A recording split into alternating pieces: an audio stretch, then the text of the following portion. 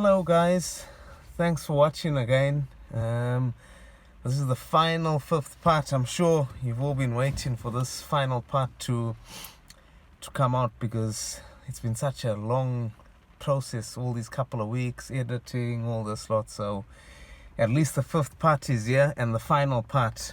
So where do I start with this fifth part? So with the fifth part, basically this is mainly mapping wheels and tires and a few bits and pieces, nothing major. Yeah, that's it really. There's no fitting anything to the car besides just small little bits and pieces.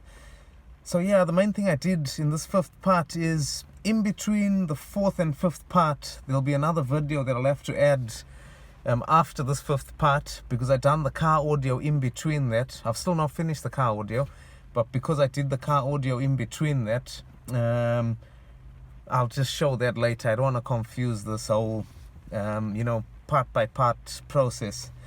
But anyway, yeah, so for the fifth part what I did was the wheels and tires. I went for some XXR 527s, I think it was 8.75J, and with the tires that I put to that, it was Yokohama Advan Sport V105s, which are not bad actually. They're not the best, but they're not bad at all.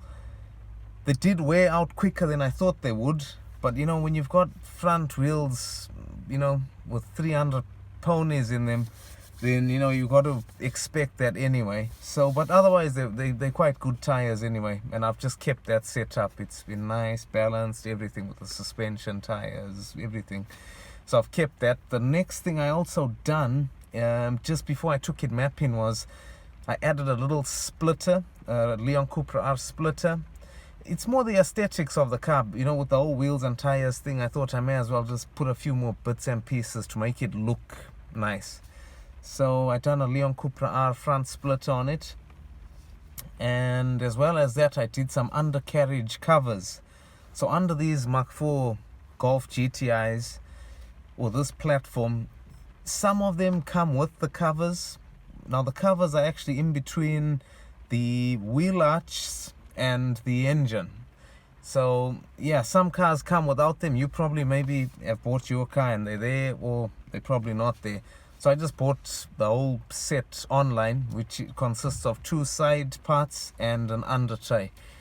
So yeah, I got that online, fitted that in, because obviously with all the work I've done, it's all nice, shiny, sort of new.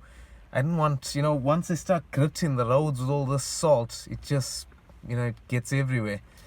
So I made sure I did that before the car came off the drive and whatever. Yeah, so that was another thing I added in there. What else did I do? I done a multi-gauge as well. It's one of these that go in the vents. It's a digital gauge. It reads everything from bhp to torque to boost pressure to oil temp to 0 to 60. It does everything. So I made sure I did that as well, so it could give me a guide of what the power of the car was, what sort of boost I was pushing, etc. And yeah, I wouldn't change it for anything. It's brilliant, where it sits, it's out the way, everything. So that worked well. And as well as that, I did the fuel pump, because you guys probably are thinking that I've done all these mods to the engine and I've not touched the fuel pump. I had to. Yeah, any type of mapping that's hybrid turbo, maybe even some stage 2, it's recommended you change the fuel pump, because otherwise you max out on the injectors. Even though you'll have boost and everything else, your injectors will be maxed. So obviously I made sure that the fuel pump was changed. I first bought a FSE Cytec, which I read online was the right one to fit. I didn't fit it. Luckily enough, my tuner, that's why I say it's important to first speak to your tuner before you fully finish off the car. So my tuner said, who was Artec obviously, said no, don't put that, put a DeatschWerks 65V. So it's quite an expensive fuel pump as well, the DeatschWerks 65V. So they actually stock them and fit them, and if I had bought one, it was going to be nearly the same price as Artec actually just fit in the fuel pump. So that's probably why you don't see it in the video, because when I took the car for mapping, Artec fitted it one time, so it was, you know, a lot more easier. And yeah, everything worked out brilliant, really great. So yeah, I'm happy now that this is the, sort of sad really, that this is the 5th part of the build now, because it's all over and done with. But there is bits and pieces in the pipeline that I'm gonna keep adding to the channel and stuff, so just to keep you guys entertained. And I do appreciate more subscribers as well. I've noticed more again, so I do appreciate all you guys that are subscribing and taking your time to watch. And you probably have the same car or a different car or whatever, but modifying is a similar type of process in every way. So yeah, thanks to you guys as well. Thank you very much for watching. And I'll keep adding whatever I can, whatever content I can come across. And yeah, enjoy it guys. And I'll do the sound system after this 5th part. I don't know, maybe next week or week after, I'll add the sound system part to my Golf. If you guys are interested in fitting any car audio to yours. So yeah, thanks anyway. Enjoy the clips and videos. Cheers. Bye. Right guys, as you can see, these are my 18-inch XXRs that I picked up. Took those over to National Tires. I managed to source some Yokohama Advan Sport V105s online from Demon Tweaks reasonably. So yeah, I got these wheels strapped to those tires. And yeah, it looks nice when it's done. As you can see in the next shot here, it sort of, you know, gold and black goes quite well. So I was quite pleased with the result. And the wheels do have a bit of a concave, so I had to get some 10mm spacers for the front. Then I done a Leon Cupra R front splitter just to give it a bit of an aggressive look on the front, because the wheels looked so nice and aggressive. It needed something else to make the front aggressive too. So done that. Then I done these undercarriage bits and pieces. This is for a diesel, this undercarriage and sides. So be aware you need to do a bit of chopping here and there. Then I took it to Artec. Right, just gonna do a 0 to 60 in my MK4 GTI. Not yet remapped, so it's running a K280 beach buggy turbo, hybrid turbo, front mounted intercooler, 3-inch decat, few bits and bobs, so still running standard. So let's see. I mean, there's a few lights up on there, but don't worry about them.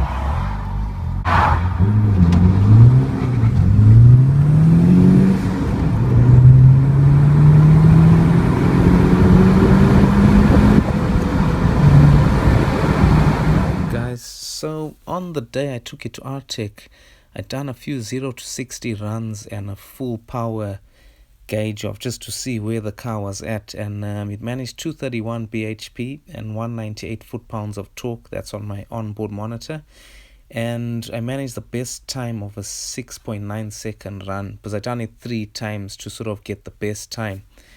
So obviously I could use that in the future to see what the remap had done. So I left it with Artec for 2 weeks. And this was me on the train going back to and actually pick the car up, and I was ill on that day. My face says it all. So I turned up to Artec, took it for a drive, and honestly, my God, I couldn't believe it.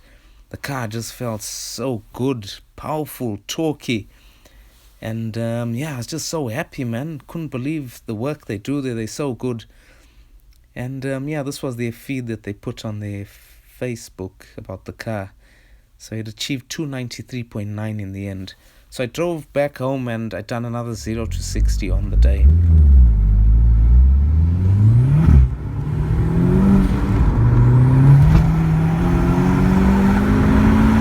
That wasn't the best 0 to 60 in the world, because obviously it was wet. I had traction control on, the worst getaway you can think of, but there's nothing much I could do with the roads being damp and wet. So yeah, I still managed a 7.6 second in that run, but how accurate the gauge is really surprised me. This monitor actually picked up 292. The car's mapped at 293.9, so it just shows how accurate it was. And then when it dried up that evening, I took it out again and I managed a 6.4, so the performance definitely picked up. Alright guys, I thought I'll just do a quick video with this dyno sheet as well. So I just want to show the importance and how well the overall result was. So the main thing for me, I'm not really concerned about the outside power. It was more the way the car boosted and how it holds the boost. So if you look on the side here, this black line is our boost, and you can see obviously there's 1 bar, 1.5, 2 bar, 2.5. So the peak really from just under 2,000 to just over 3,000, I think 3,300 is, our pickup and our peak. Then what's impressive is the way it holds all the way to the red line. That's the bit that tells you that the car's flowing well and that you've built a good car, you've got a good turbo and a good setup, because a lot of cars that have outright power, they'll go to their peak and then there's a drop off. So this, you can tell it's a good turbo, this Beach Buggy K280. It pulls up and holds it all the way to the red line. There's hardly any drop off at all. And then the other thing as well that's impressive is the torque figure, and obviously the BHP. The final result was 293.9, and the torque was just under 290, which is sort of, they say you shouldn't really go anywhere close to 300 on stock internals. If you got a forged engine, no problem, but on stock internals on these 1.8Ts, especially the AUMs and AGUs and stuff, they don't recommend you go over the 300 mark or too close to the 300 mark. So yeah, it was an overall good result. You can actually see with the power as well, it's just nice and linear all the way up, and a slight dip at the red line, which I thought was an overall good result. But this was even better, because I thought I'll show this, because all the titles of these videos is building a 300 bhp Golf. So if you look at this, look at our figure there. When Nick was doing all his runs, on one of his runs in particular, he actually went over 301.4 at 6,831 RPM. So it just goes to show, with a good setup, even if you haven't got a K300 or a bigger turbo, you can still achieve 300 bhp if it's flowing beautiful. So that was more important and more impressive that we actually achieved that figure, because the K280 is rated at 280, which usually you'll get a little bit over 280, but on this particular car we managed to get over 300. So yeah, thought I'll show that.